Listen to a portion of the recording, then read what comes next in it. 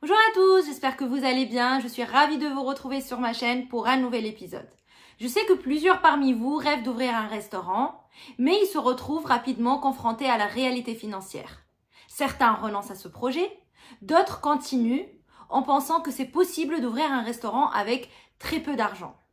Mais la question qui se pose, est-il possible d'ouvrir un restaurant avec 0 € ou avec très peu d'argent? Cet épisode va vous donner la réponse à cette question. Il y a plusieurs façons pour ouvrir un restaurant. Soit vous rachetez un fonds de commerce existant, soit vous le louez, ce que l'on appelle une location-gérance, soit vous signez un bail neuf avec ou sans pas de porte. Il y aura une vidéo dans laquelle je vais vous expliquer la différence entre ces plusieurs formes d'acquisition de restaurants, mais restons sur notre vidéo d'aujourd'hui. Et quelle que soit la forme avec laquelle vous ouvrez le restaurant, il y a toujours des dépenses. Première dépense, le dépôt de garantie. Certains bailleurs vous demandent une caution solidaire en plus. Deuxième dépense, le matériel et le mobilier. Si vous rachetez le fonds de commerce, le matériel et le mobilier y sont inclus, mais des fois vous êtes amené à racheter un appareil en plus dans la cuisine ou vous changez les tables et les chaises. Et si c'est une création, vous devez racheter tout le matériel et le mobilier. Troisième dépense, les frais d'agence immobilière si vous passez par un intermédiaire. Quatrième dépense, les frais d'immatriculation de votre société. Cinquième dépense, moi je l'appelle les coûts cachés. Cela concerne les frais des affiches obligatoires, l'autorisation de la terrasse, de la licence 4, les frais d'impression de votre menu. Et enfin, le fonds de roulement. Attention à ce point, ne démarrez pas votre activité de restauration sans prévoir un bon fonds de roulement. Il faut prévoir minimum 6 mois de dépenses prévisionnelles et idéalement 12 mois dans votre cagnotte. Vous voyez très bien qu'il y a des frais qui se cumulent. Donc, ouvrir un restaurant avec très peu d'argent me paraît compliqué. Mais ne vous découragez pas, il y a des solutions pour réduire les frais de démarrage que je vais vous citer. Premièrement, si vous avez une caution solidaire, voyez avec votre bailleur la possibilité de la supprimer et négociez 3 mois de dépôt de garantie ou maximum 6 mois au lieu de 9 mois ou 12 mois. J'ouvre juste les parenthèses sur ce point. Le jour où vous allez vendre votre fonds de commerce, avoir 9 mois ou 12 mois de dépôt de garantie pourrait freiner les repreneurs. Deuxièmement, en tout ce qui concerne les frais de mobilier et de matériel, faites du leasing. Troisièmement, pour supprimer les frais d'agence, évitez de passer par un intermédiaire. Mais la réalité prouve que 80% des affaires sont entre les mains d'agences immobilières. Quatrièmement, pour réduire les frais d'immatriculation de votre société, je vous conseille de faire les démarches administratives par vous-même, mais faites appel à un juriste pour la rédaction de vos statuts. Il ne faut pas badiner avec les statuts. Vous avez vu qu'il y a des dépenses à prévoir pour l'ouverture de votre restaurant. Même si vous rachetez votre fonds à 0 € ou vous le louez sans pas de porte. J'ai essayé de vous donner quelques astuces afin de réduire les frais de démarrage, mais ouvrir un restaurant à 0 € est quasi impossible.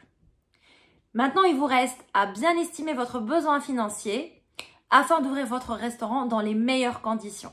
Il est judicieux de réaliser un prévisionnel financier sur les 3 prochaines années.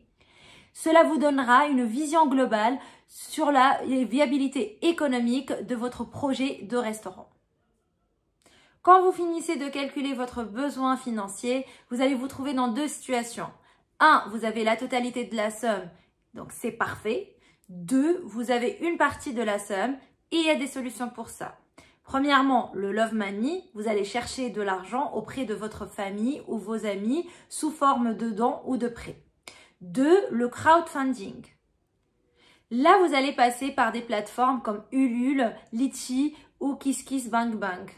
Et les participants sont des personnes qui croient en votre concept. Soit ils le font sous forme de dons ou vous devez leur proposer une contrepartie. Par exemple, un déjeuner ou un dîner gratuit ou une réduction de 50% sur le déjeuner ou le dîner.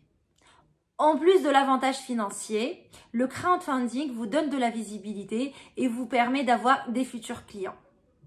Deuxièmement, les aides et les subventions.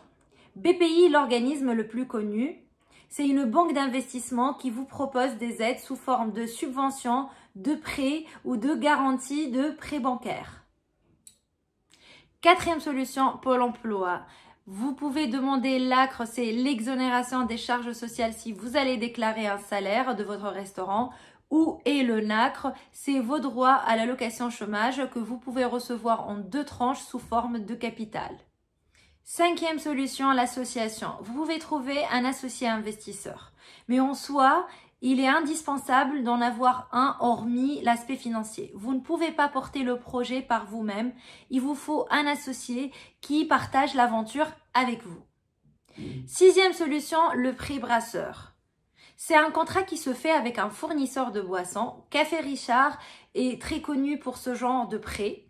Cela vous permet d'avoir un stock de départ, de payer vos livraisons en différé et de réduire votre besoin de fonds de roulement. Mais en général, ce contrat exige l'exclusivité.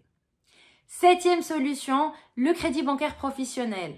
C'est la solution la plus connue pour ouvrir un restaurant. Mais il y a des conditions à prendre en considération. D'abord, il faut être du métier, c'est-à-dire un des associés doit avoir de l'expérience dans la restauration. Quand je dis de l'expérience, c'est-à-dire une expérience d'environ 2 ans. Deuxième condition, il faut avoir 30% de l'apport du montant total du crédit. Troisième condition, si c'est une création, il faut préparer un business plan assez solide. Mais honnêtement, les banques sont un peu vigilantes par rapport à la création, surtout si c'est votre première affaire. Quatrième condition, si c'est un rachat de fonds de commerce, il faut que l'affaire soit munie de 3 beaux bilans. C'est-à-dire, il faut avoir un chiffre d'affaires cohérent avec le prix de vente et une rentabilité assurée. Ou bien, vous devez expliquer à la banque comment vous allez rendre l'affaire rentable.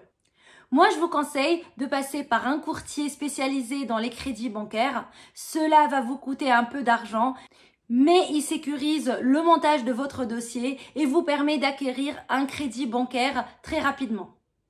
Et enfin, la location-gérance, qui est une manière d'ouverture de restaurant et une solution qui réduit le risque, surtout pour les débutants dans le métier, du fait du montant d'investissement et de l'expérience. Vous aurez besoin d'un financement moins important que le rachat d'un fonds de commerce. Maintenant, vous savez qu'ouvrir un restaurant avec 0 € d'apport est impossible. Vous avez donc à choisir parmi les solutions déjà citées et trouver les financements qui vous correspondent le plus. Nous avons fini la vidéo d'aujourd'hui. Je suis ravie de partager ces infos avec vous et j'espère qu'elles étaient utiles. N'hésitez pas à me poser toutes vos questions dans les commentaires ou par mail comme d'habitude. Si vous aimez mes conseils, n'oubliez pas de vous abonner à ma chaîne et de me laisser un like sur la vidéo d'aujourd'hui. Je vous embrasse très fort et je vous dis à très bientôt.